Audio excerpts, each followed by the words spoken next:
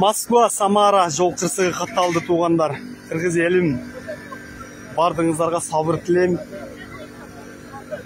Спринтер үлгүсүндөгү машина. Москва, Самара жолунда 808 километринде.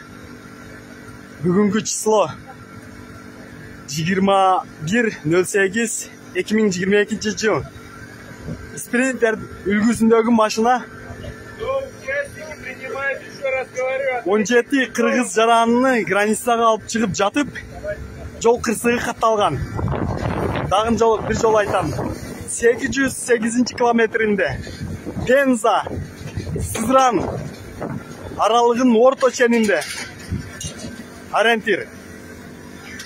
Ошондуктан бардыгыңыздарга туугандар, сабыр тилеп кетебиз. Менин эки таанышым бар эле. Азыр тирүү чыккандар да болуп атат арасында.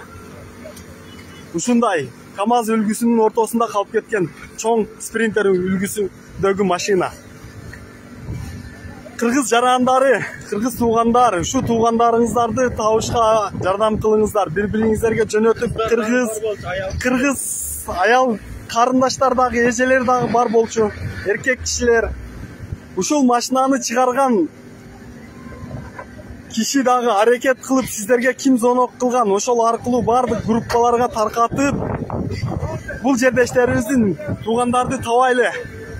Туугандарыны